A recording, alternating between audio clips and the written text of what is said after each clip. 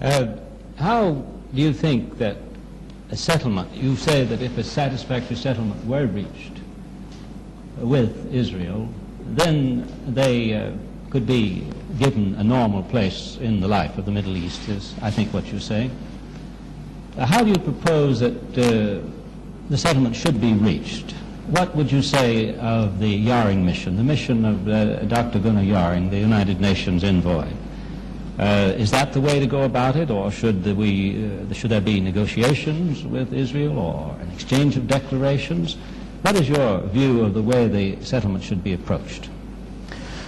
Well, of course, in order to reach peace, we have to give up, or the Israelis have to give up expansion. If they insist about expansion, there will be no peace. From the statements of all the Israeli leaders, they speak about expansion. Both Jerusalem, the Golan Heights, and parts from Sinai, and parts from the Western Bank.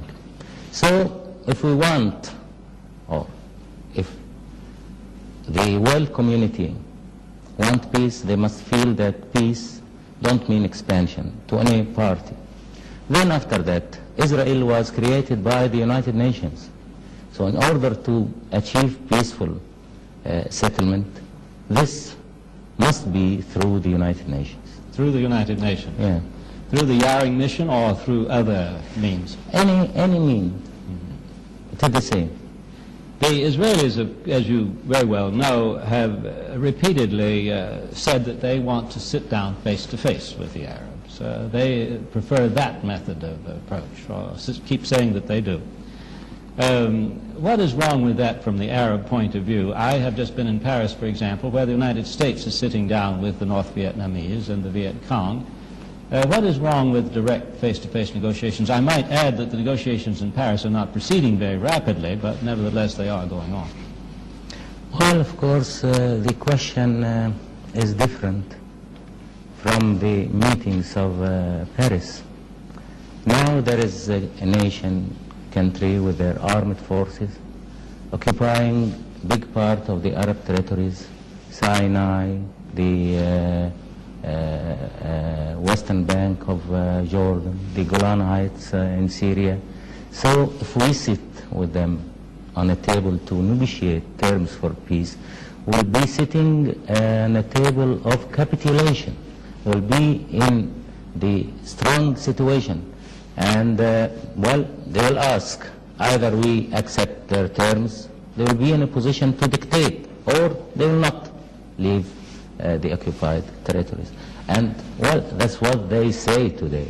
They say today, either the Arabs do so and so and so, or we will not evacuate the occupied territories. So, as I said, Israel was created by the United Nations. The United Nations was responsible about all these developments in this area, about all these troubles in this area. So we think better to have the peaceful settlement through the United Nations. Do you feel that a four-power guarantee of any settlement reached with Israel would be desirable? Do you want such a guarantee, or do you feel the need of such a guarantee? Well, I think if there is a guarantee to the settlement, we prefer to have this guarantee through the Security Council. The four powers are members in the Security Council. When you say a guarantee by the United Nations, would you envision then a restoration of some kind of United Nations force in this area? Well, of course, these are details. If we have United Nations forces in this area, these forces have to be according to our consent and according to the Israelis' consent. And we think that these United Nations forces have to be astride the borders. And, well, if there is peace really, if the Israelis agree to solve the two main problems, and the first main problem is the land, that is not to keep the occupied territory, and the second main problem is the people, the Palestinians.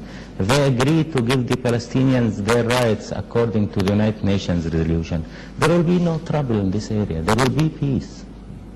So there will be no need to the international forces or any other means. You alluded there indirectly to something that might be of interest, and that is, you said that the United Nations force would have to be here by the agreement of the Arabs and the Israelis, and that they should be along the borders.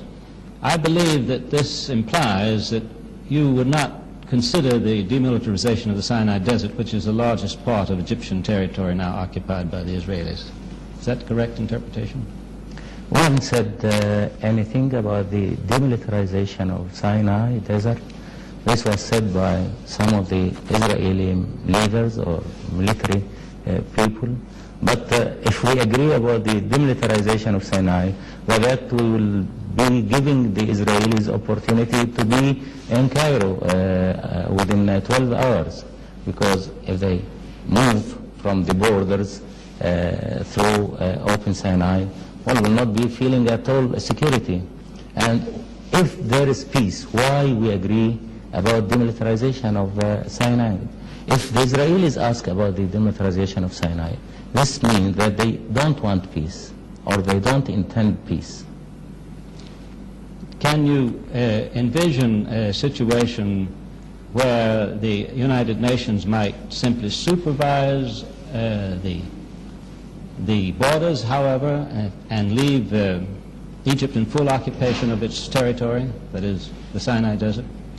Can you envision a United Nations force patrolling the borders, at least in the early stages of a peace settlement, in order to avoid incidents? Well, I think these are details to be discussed to achieve the peaceful solution. You know, in 1956, the recommendation of the United Nations was to have a police force, international police force, in the Israeli side and in the Egyptian side. But there was only one condition, that's to have these troops with the consent of the countries. We agreed, then the Israelis refused, and then the police force continued for 10 times. When we asked the withdrawal of the police force, well, there were protests from the Israelis that we asked the withdrawal of the police force, but they refused to say, or people forgot to remember that they refused 10 years ago, or more than 10 years ago, to have police force there. By having the police force on either sides, this will give security to everyone. If they don't consent to have the police force, there will be police force on our side. If we withdraw the police force, there will be police force on the other side of the borders. I see. The question comes down then to this point, it seems to me. What measures would you take to provide the secure borders that is mentioned in the United Nations resolution? What measures would be taken? Simply the signing of a peace treaty, or the signing of a peace agreement, or a declaration of peace between the powers? Or would you take any measures at all to... Well, there are many measures, but the most important one is peace. If there is a solution about the territory, about the withdrawal of the Israelis from all the occupied territory, and if there is also solution to the Palestinians' problem, and implement the United Nations resolution according to their rights and their homeland, well, there will be no problems after that. There will be no reasons for tension. Is it realistic to expect, however, that Israel, which wishes to be and has constituted itself as predominantly a Jewish state, would accept a very large number of Arabs back into that territory? Well, why not? The Jews and the Arabs, the Christians and the Muslims, were living here in the Middle East for centuries, for thousands of years. The Jews were living here in Egypt, and they are living here in Egypt, in spite of the propaganda which was used against us in your country, that we don't treat the Jews well. You can go all over the country and you can see the Jews. Some of them asked to leave the country, and we refused. We agreed, and then they refused to leave the country, and they said that they want to stay. We arrested Jews, about 80 Jews. But we arrested also, after the war, Muslims and Christians for the security of the country. The Israelis now are arresting more than 7,000 Arabs from the occupied territories and Gaza. So I want to say again, the Jews and the Muslims, the Christians, the Arabs were living here for centuries. As a matter of information, how many members of the Jewish community in Egypt are left now? How many are still remaining? We have here about 5,000 Jews. About 5,000? Yeah. And how many, you say, under detention now? 80? About 80, yes. There were more than that, but some have been released. Yes. So I want to complete my explanation. We are living together, and there was no hatred. We said that it is well known, but I think some people have forgotten that we and Jews are cousins. Moses was born here in Egypt. We were always living in very good conditions. So why the Muslims and Christians, the Arabs and the Jews don't live together?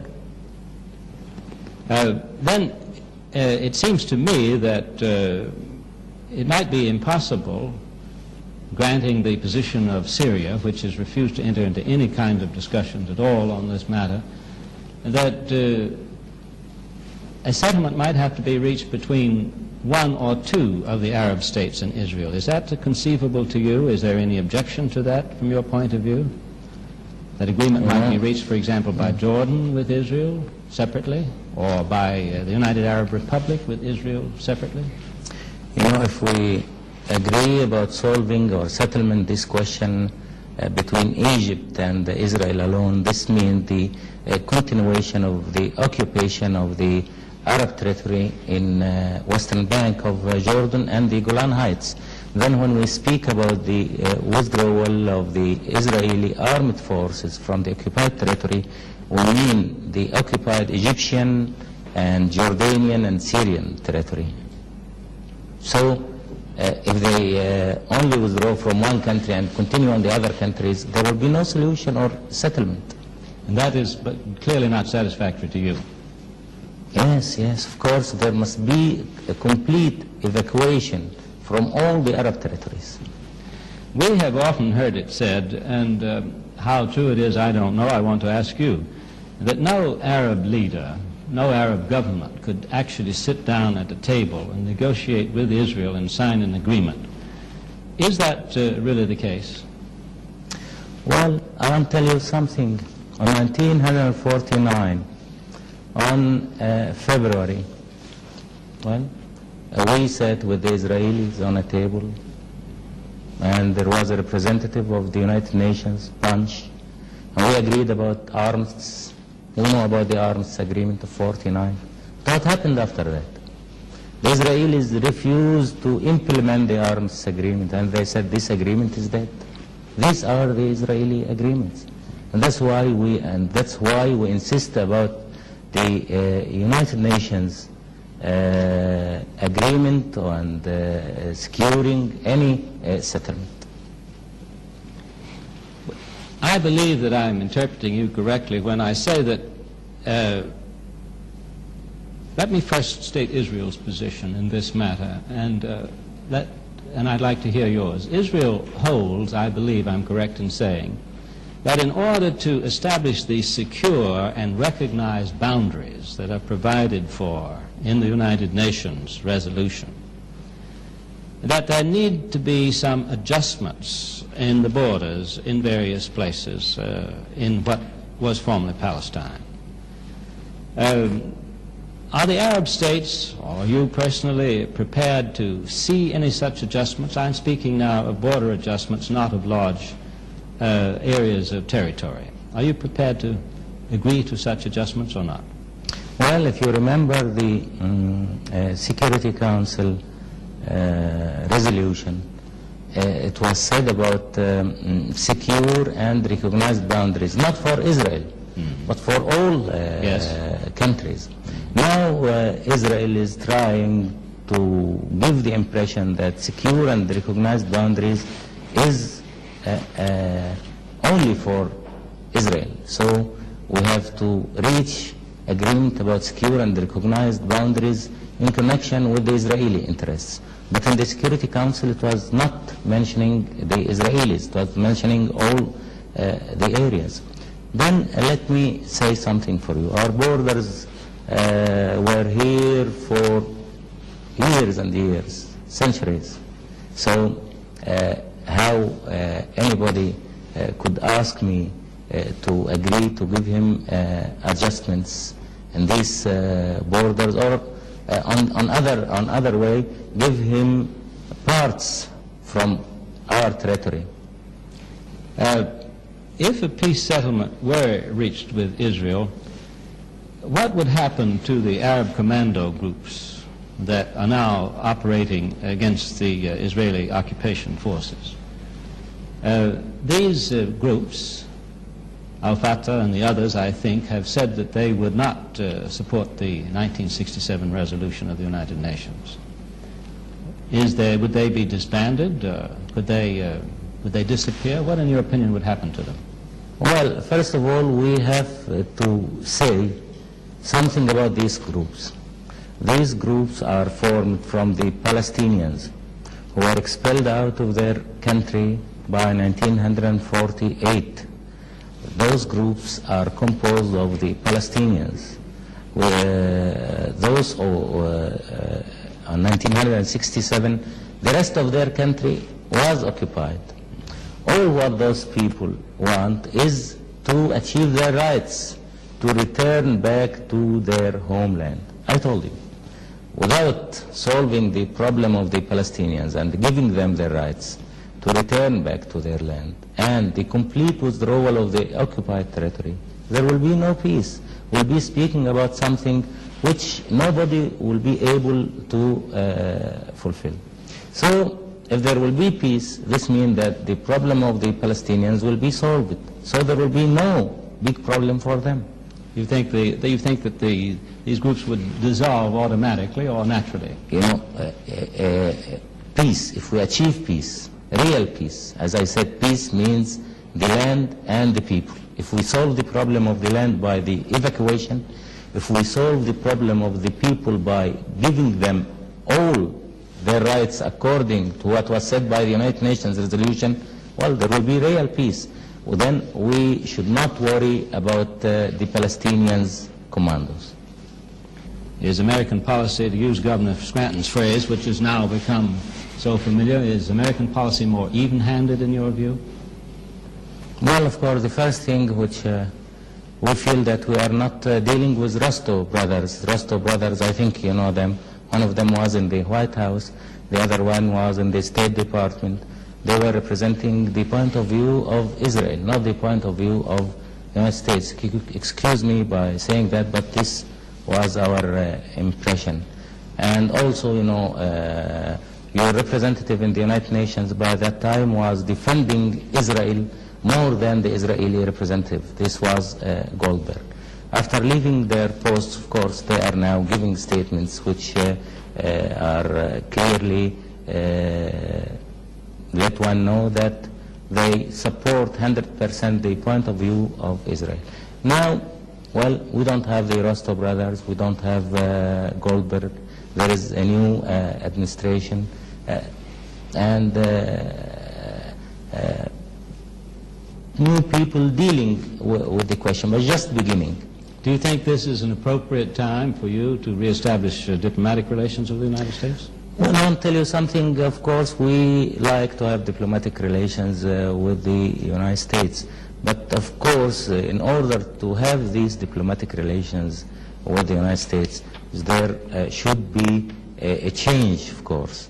Until now, there was no change in the policy of the United States. All what we want from the United States to be fair and to be just in dealing with this problem. We don't want the United States policy to be in our side. We don't want the United States policy to support us against the Israelis, but we want the United States policy to be just in dealing with the problems. We want even-handed, as it was said when Governor Scranton visited us before January. And the answer seems to be that you are not yet convinced that American policy is such that you would want to reestablish relations just now.